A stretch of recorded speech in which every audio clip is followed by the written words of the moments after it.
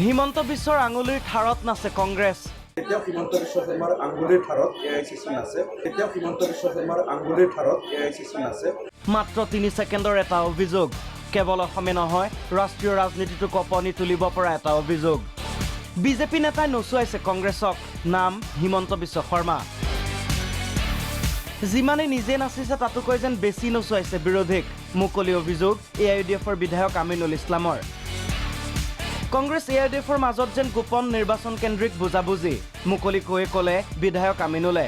সেই 11খনত এটা আমাৰ গোপন আলোচনা আছিল যে তাত কংগ্ৰেছে কেণ্ডিডেট দিব, আমাৰ মানুহখিনিও ছাপোৰ্ট দিব তাত, আৰু যি তিনিটাত আমাৰ MP আছে তাত তেওঁলোকে কেণ্ডিডেট নিদিব, আমি দিম, তেওঁলোকে আমাক সমৰ্থন দিব। কিন্তু নিৰ্বাচন কেন্দ্ৰিক ৰাজনীতিত দেখাটো নহয়গৈ, অথচ নেদেখা নভবাটোহে ঘটেগৈ। সেয়াই ঘটিল AIUDFৰ লগত।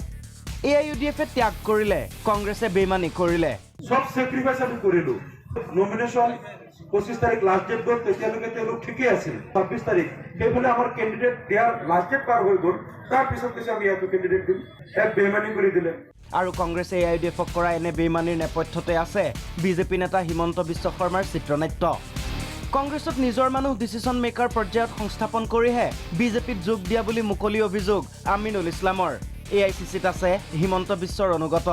ডক্টৰ হিমন্ত বিশ্ব শৰ্মা কংগ্ৰেছৰ পৰা বিজেপিত গুচি গ'লেও এতিয়ালৈকে AICCত তেওঁৰ অনুগত কেইবাগৰাকী নেতা আছে।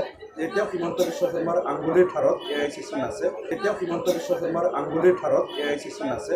বৰপেটা ধুবুৰীত কংগ্ৰেছৰ প্ৰাৰ্থী বাছনিৰ বাবে হিমন্তৰ খৰচ 8 কোটি। হিমন্ত বিশ্ব শৰ্মা আমি শুনছি 8 কোটি টাকা তাৰ খৰচ হয়েছে দুইটা টিকিট আনতে। একজন ব্যাপাৰী নামেৰ আনছে, একজন ধুবুৰীতে, এখানে ওনাৰ হিমন্ত বিশ্ব শৰ্মা বলে 8 কোটি টাকা খৰচ হয়েছে দুইটা টিকিট আনতে।